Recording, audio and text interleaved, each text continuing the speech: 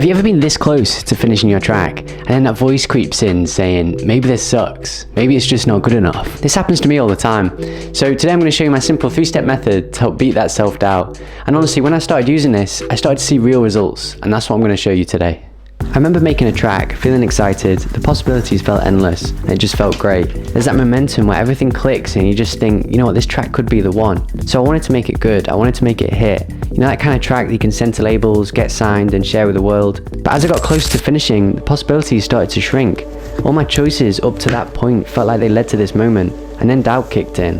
I started thinking, maybe this song isn't the one. Maybe I've just wasted hours on a track that doesn't hit. So naturally, I did what we all do, and I compared my track to my favourite producers. And yeah, it just confirmed my doubts. My kick didn't punch as hard, and my melody wasn't as catchy.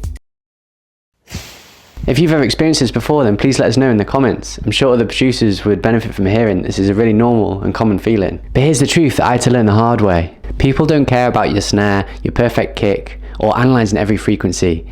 Listeners just want to feel the music. So I developed a simple 3-step method called the double ear test. And it's to help you try and get out of that self-doubt trap, but also make sure that your music hits to industry standard. By the way, just before we delve into this method, I've been thinking about building an online course, something to help speed up your process of building a track from start to finish.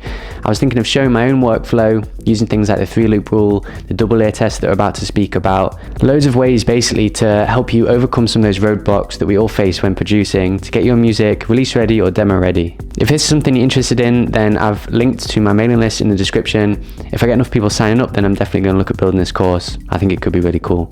Anyway, let's get back to the video.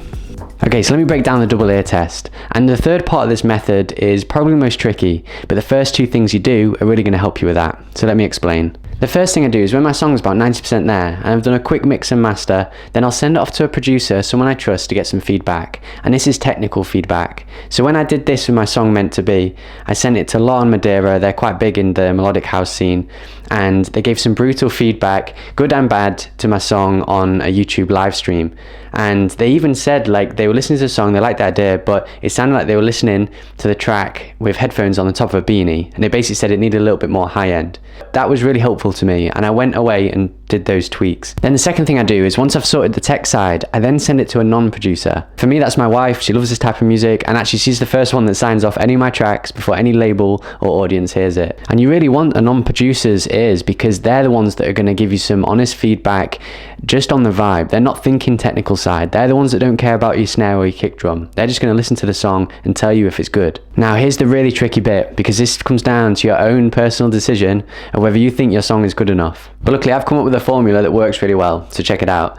If the technical side is sorted based on the feedback from the producer, and the non-producer likes the song, and you like the song, then I'd say it's done, and I'd say it's good enough. So after following this method with my own song, I want to show you the results. It got played on BBC Radio 1 Dance with Jaguar, Sirius XM Chill, Claire picked it up and played it on a colorized mix, and after self-releasing it, it then got picked up by a record label, and now it's on over 70,000 Spotify streams. And guess what? I can still hear the imperfections in this track. And if I mixed it today, I'd probably do it differently.